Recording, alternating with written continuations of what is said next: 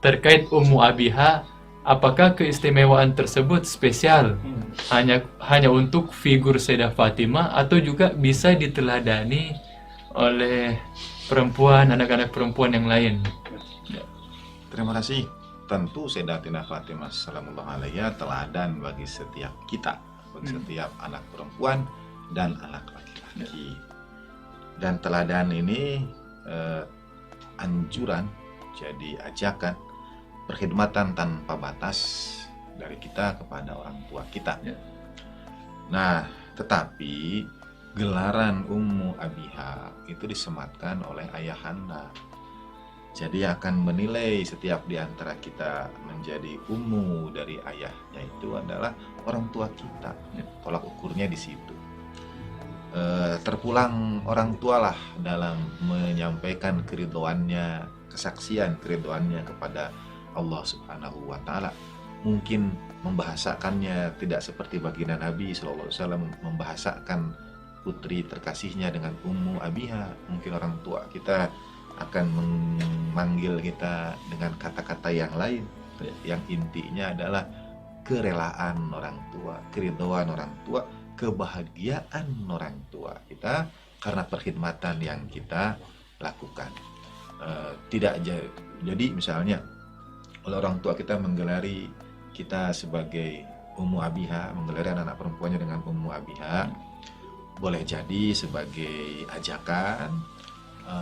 Tapi pada saat yang sama yang bagaimana niat atau bagaimana orang tua itu memandang perkhidmatan yang kita lakukan. Kalau mereka ridho ya dengan gelaran apapun, tidak Ummu Abiha juga, tapi keridhoan orang tua itu sudah segalanya. Ya, bahkan mungkin orang tua tidak menyampaikan dengan kata-kata, begitu. Ya itu saja sudah segalanya, begitu. Jadi teladannya adalah teladan perkhidmatan tanpa batas dari Sayyidatina Fatimah Az-Zahra sallallahu alaiha hingga orang tuanya ridho. Nah ini yang tentu bagian Nabi pasti tidak pernah tidak ridho pada Sayyidatina Fatimah Az-Zahra sallallahu alaiha. Nah, silakan tentang buku ini.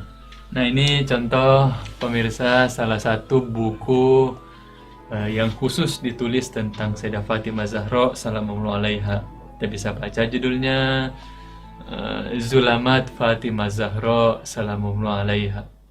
Ditulis oleh seorang peneliti, kalau saya tidak salah dari Irak ya, beliau Syekh Abdurrahman Al-Ukaili. Nah, kitab ini khusus membahas peristiwa-peristiwa pasca wafatnya Nabi SAW. Dan menariknya yang saudara perlu ketahui, setiap peristiwa dalam fase-fase kehidupan Sayyidah Fatimah Zahra sallallahu alaiha oleh penulis dicarikan varian teksnya sebanyak mungkin. Nah itu. Jadi misalnya tentang hak-hak Sayyidah Fatimah sallallahu alaiha, mungkin juga ada perlakuan yang kurang pantas dan sebagainya, itu dicarikan riwayatnya sebanyak mungkin, bahkan dari syair-syair, dari doa-doa ziarah yang menunjukkan akan hal itu. Ini saya sampaikan untuk menunjukkan bahwa sebenarnya di luar itu banyak sekali kitab, banyak sekali buku yang ditulis tentang Sayyidah Fatimah Zahra, baik dari zaman klasik maupun dari kontemporer. Nah mungkin ada kawan-kawan yang berkenan, pihak-pihak penerbit, menerjemahkan kitab-kitab seperti ini. Mungkin masih ada pertanyaan dari Pak Iwan, mohon penjelasan Ustaz. Surah 33 ayat 33 diawali perintah Allah Ta'ala. Apakah untuk menegaskan kesucian Ahlul Bait atau seperti apa hubungannya Ustaz? Surah 33 ayat 33 diawali dengan perintah Allah Subhanahu wa Ta'ala. Maksudnya? Yang perintah yang mana? Awalnya kan innama yuridullah liyudhiban kumurija alal bait.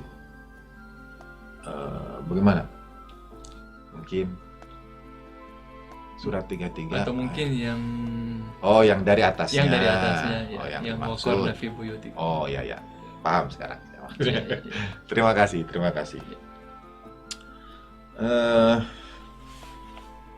Kalau kita lihat ayat ini yang sekarang menghilang, Nah, dari waqorna fi buyutikunna. Ya. Oke, kita perhatikan kata buyut adalah bentuk jamak Jamak. dari bait. Bait. Kalau satu bait, kalau banyak buyut. Jadi mengapa kita menyebut kakek moyang kita kakek buyut? Oh, Karena mereka punya bait yang banyak. serapan ya maksudnya. Ya itu cocokologi. Tapi bisa jadi benar karena maksudnya banyak ini ajdad, jaddad itu Iya, banyak. iya, iya. Jadi bukan hanya satu bait tapi buyut. Buyut. Oke, kita perhatikan kalimatnya buyut. Oke. Lanjut dulu ke bawah 34. 33 34. Mari kita lihat lagi. Ya, sudah. Wadhkurna ma yutla fi buyutikunna. Digunakan lagi kata buyut Jamak. jamak. Jamak ya. Di atas jamak buyut, di bawah juga jamak Jamak. buyut. Nah, sekarang ke tengah-tengah.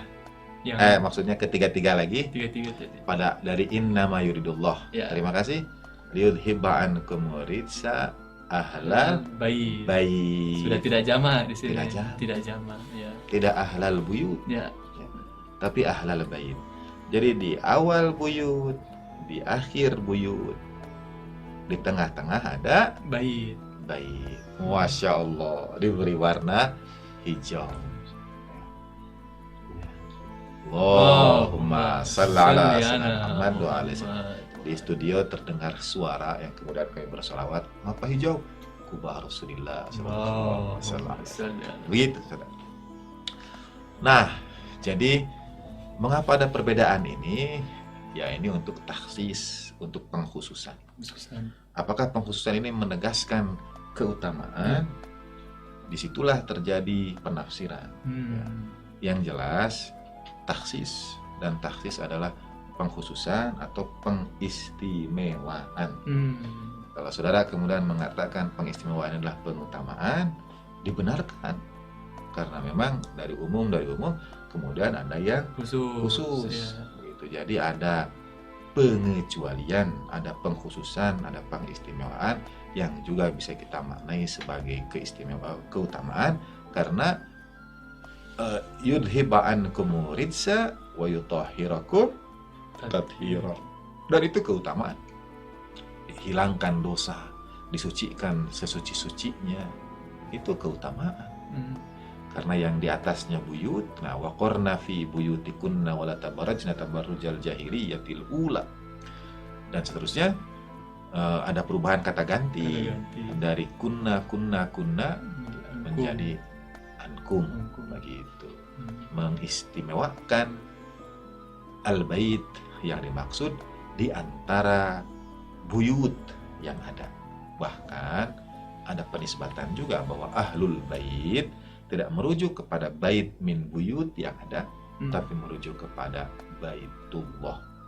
Jadi ahlul bait itu ahlu baitillah. Bukan berarti keluarga rumah Tuhan, tidak. Tapi mereka yang berkhidmat, mereka yang perkhidmatannya itu adalah menjaga rumah Tuhan, yang mengurus rumah Tuhan, yang memelihara rumah Tuhan, begitu. Dan yang memelihara rumah Tuhan, ya tentu suci, rumah yang suci. Maka yang memeliharanya juga pasti suci, begitu. Apakah kita akan menyerahkan rumah Tuhan pada yang tidak suci?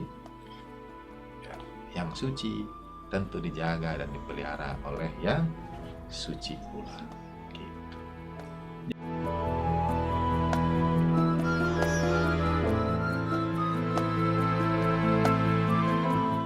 Jangan jadikan kebahagiaan itu kejaran hidup kita. Tapi kejaran hidup kita ialah menjadi khairun nas, menjadi manusia yang paling baik. Dan manusia yang paling baik ialah yang paling bagus amalnya. Dan yang paling bagus amalnya ialah yang paling banyak manfaatnya kepada manusia yang lain. Yang kehadirannya itu disyukuri oleh banyak orang dan yang kehilangannya ditangisi oleh banyak orang.